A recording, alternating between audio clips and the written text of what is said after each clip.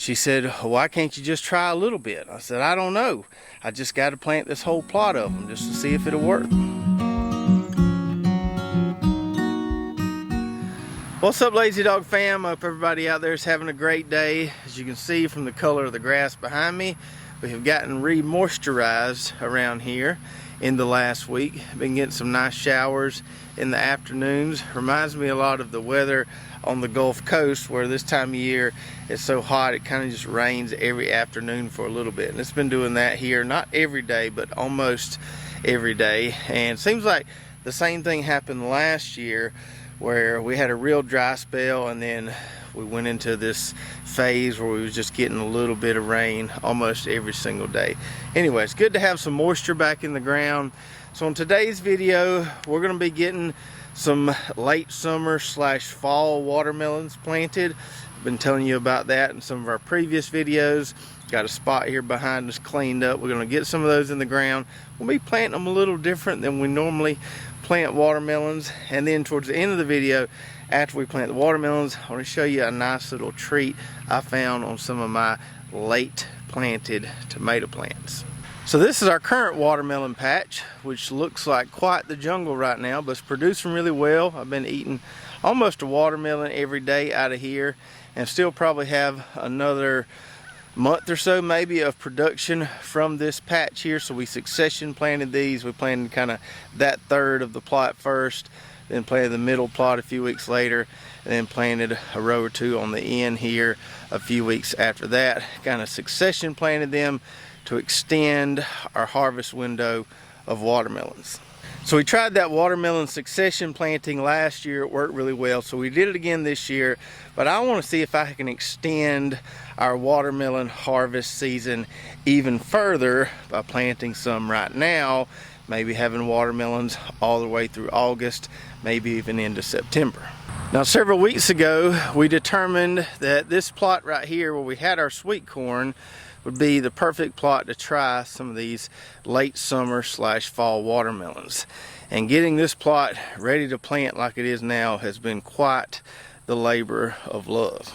So after we mowed down those corn stalks, instead of pulling up the drip tape like I originally was planning to do, I thought, well, maybe I can just get this cleaned up and not worry about pulling up the drip tape. Well, that was a little more work than I thought it was going to be. But once I got into it, I had to, kind of commit to it. So I had to rake out all those stalks there, get in there with a wheel hoe. There was some really thick crabgrass in there, and it was tough. I spent probably a couple hours, several afternoons in a row there getting it cleaned up, but I finally got it to where I'm comfortable planting some watermelon transplants in there. So you can see here that our corn hills are still in place. Still got that drip tape buried beneath those rows there, and that's where we're going to be putting our watermelon transplants today. So it was a lot of raking, a lot of wheel hoeing, a lot of hand pulling the weeds on top of those hills. I didn't want to cultivate over those hills, but I did wheel hoe between these rows a good bit. Also took the weed eater after this right here. We had grass and weeds about high right there, so I had to knock those down, and just gonna have to keep that weed eated, I guess, where all my main line and stuff is running currently. But I got it cleaned up pretty well. It's not the cleanest plot I've ever planted watermelons in, but I think it will work. Still got some stalks there, a little bit of stubble, but I don't think that's going to get in the way of anything. So I've got those drip lines running right now, even though we don't need a whole lot of extra water currently. Now let's go to the greenhouse and get our plants, and I'll talk to you about these few varieties that we're planting for this particular plot back here. Now before we take a look at those watermelon transplants right there, I want to show you something else we'll be talking about more on upcoming videos.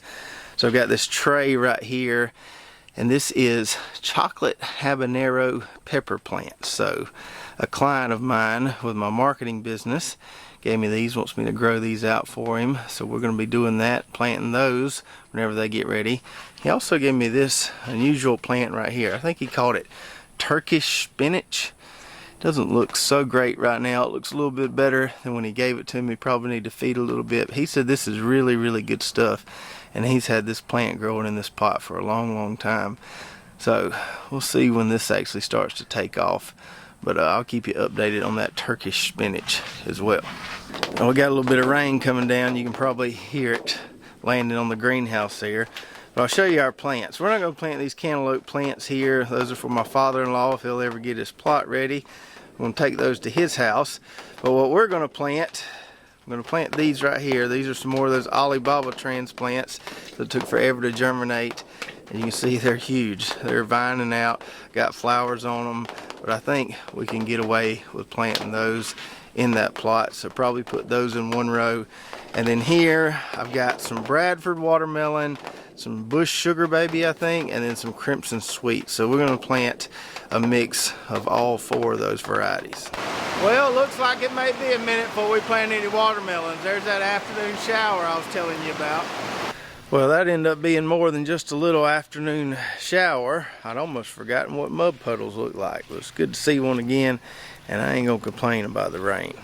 Now back to our varieties here for a minute. So we have the Alibaba growing now in the plot I showed you earlier, and most people are pretty familiar with the crimson sweet variety and the sugar baby variety. But the one you might not be as familiar with would be this Bradford watermelon here. And I wasn't very familiar with it. I'd heard a lot about it, but I wasn't very familiar with it until I did my own research. So this variety was grown way back all the way to the 1850s, I believe, by the Bradford family. And they even got a website. I think it's called bradfordwatermelon.com or something like that. They sell all kind of stuff that they make with the Bradford watermelons they grow. But as new varieties were introduced over the years, and as the trend went to watermelons that were more shippable, the Bradford kind of fell off the market. Evidently this family kept growing that variety, and so they've still got seed stock. The only place I found online to get these was So True Seed. You might could buy it off the Bradford website. My buddy Josh in Mississippi sent me these seeds right here, a small pack of them. We got enough plants to, you know, at least try them out. Supposedly it's really sweet, really tasty watermelon, so I'm excited to try them. So we've got those 4 watermelon varieties there that we can plant, and we've got 6 rows or 6 hills here that we can work with. Now, even though we have drip ran underneath each of these hills, I still think planting a row on each hill would be a little too close for comfort when it comes to watermelons. So we're going to do kind of skip a hill method. So I'm going to plant on every other hill, which should give me 3 rows in this plot and give everything plenty of space. Now, when I was getting this plot cleaned up, I did consider removing the drip lines from those hills that we're not going to plant directly on top of. Then I thought, well, maybe I'll just leave them there, because watermelons will put down roots on those vines as they grow outwards, and maybe those extra drip lines will just help feed some of those feeder roots from those vines that are stretching out. So we're going to leave all 6 drip lines in place. We're going to run all 6 drip lines when we water this plot, and hopefully that will just keep everything happy in there. Now, I did turn off the drip tape when that shower commenced earlier, and it's wet in here, so we're not going to be able to see where any drip emitters are. And I don't think we were going to be able to see the drip emitters anyway, because we've got the soil healed up so high here. But there'll be plenty of water along the length of that tape to keep these things happy. So I'm not too worried about not planting directly on top of an emitter. We're just going to try to space these things fairly equally along these rows. Now, because we're working with already buried drip lines here, we can't really do our fad system of furrow, amend, and drip. So I can't really put down any pre-plant fertilizer along the row like we normally do. But I am going to put some down by the plant. I've got some Nature Safe 10-8 here. So I'm going to put a little bit of that down when I put each transplant in the ground. We're going to start off with these Alibaba watermelons that we have in these nice little sun pack pots here. I really like these for step-up pots, and I'll put a link in the description below if you watch it on YouTube. I'm going to grab some of these. So we got a nice looking root ball there, not really root wrapped, and I'm just going to scratch down here. There's my tape right there. Gonna go to the side of the tape a little bit. Gonna put me about half a handful of that 10-8 down there. Put my transplant in the ground here. Cover him up.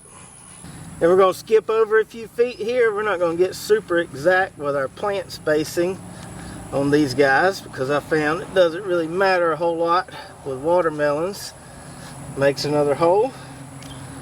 A little fertilizer down in there. Get our transplant out. And we'll keep doing this until we get all these transplants in the ground.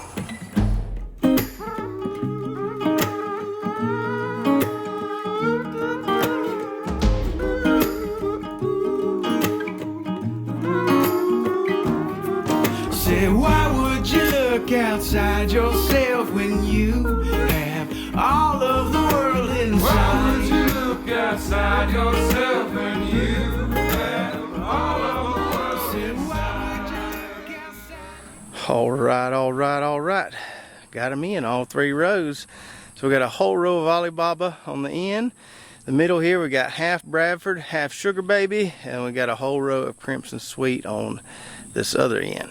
Now as I was finishing up that 3rd row, my wife came out here and she kind of brought to my realization that I might be planting too many watermelons here. 180 row foot of watermelons is a lot of watermelons for a backyard garden. She said, why can't you just plant a few watermelons? Why you got to plant this many? I said, well, we was going to just cover crop this plot. We're going to try growing some fall watermelons. She said, why can't you just try a little bit? I said, I don't know. I just got to plant this whole plot of them just to see if it'll work. So we're going to give it our best and we're going to see what happens. Now I know my insect and disease pressure is going to be higher trying to grow them through the middle of summer like this.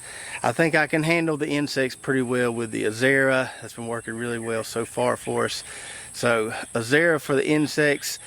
The fungal issues, especially if it keeps raining every afternoon like it has, probably going to have some fungal issues. So I'm probably going to start hitting these guys with some liquid copper and some disease control probably in the next week or so and get on a good schedule of that to keep the mildew at a minimum. Probably no way I can prevent it completely.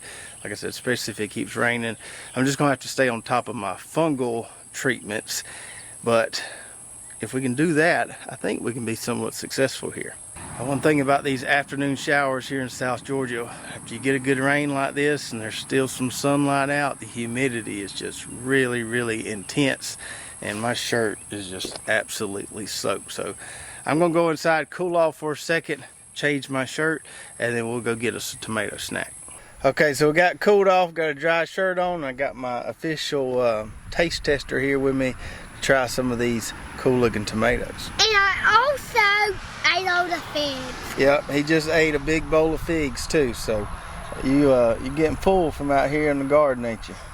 So we've talked a lot this season about our determinate tomato trials and our indeterminates that we have on that string trellis over there. But I haven't really talked a whole lot about this little short row of tomatoes right here, and I kind of forgot about them. So we planted these tomatoes here kind of late in the game, and I didn't really have high expectations for them just because they were planted so late. Haven't really done anything to them but plant them and put a cage around them. Some of the plants look pretty rough, as you see there. Some of the plants look okay. I have weeded around them, but that's it. I haven't really pruned them or done anything. I was just hoping to get a few fruits, maybe from each plant, so we could give some of these varieties here a try. So this really big plant here is a giant tomato variety that Heavenly Hills Homestead sent us, and I haven't got any nice ripe fruits off of it yet. That's a pretty good size mater right there. That may be the biggest one we've grown all year if it hangs in there. Now there is a technique to growing the giant ones, picking off blooms, stuff like that. I haven't really done that. I've just been kind of letting them grow. What do you think, Ty-Ty? Is that a big one right there? Don't cut it yet. Let's wait till it turns, okay? Look at all of these orange tomatoes. Yeah, so those are the ones we really want to try today. So this is a variety called Orange Peach. And it's starting to put on a decent amount of fruits. This plant here doesn't look that good. Hey, look at this rotten tomato. Oh yeah, there's a rotten one right there. Okay, pick some of those orange ones right there, buddy. Can you get them? Let me see it. The ones that are all the way orange. Yeah, that looks like a good one there. Get one for Daddy too. That one looks like a good one too. You ready to give them a try? Yeah. So these orange peach tomatoes here don't get very big, about the size of a peach or a plum. You want to give them a try? Here. Good. They're really, really good. I'm gonna take a whole bite. They make a good little snack, don't they, buddy? Yeah.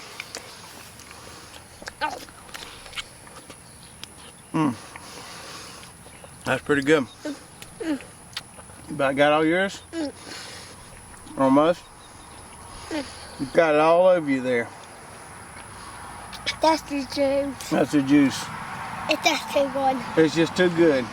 So the orange peach here is really, really tasty, even though it doesn't make that big of a tomato. It seems to make a lot of them, and they're really good. Now the other variety we have here is one a viewer sent us. It's called Turkey Creek. I think it was an heirloom. Maybe they had saved their family. I think it came from Kentucky.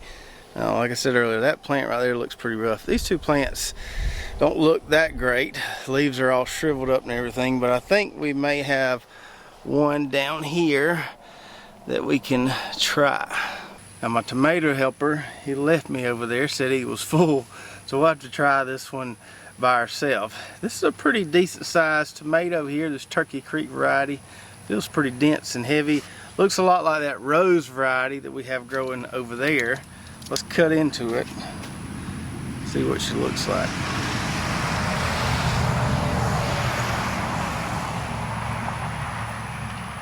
Nice and juicy. There you go. Beautiful, beautiful looking tomato. Really, really good flavor too.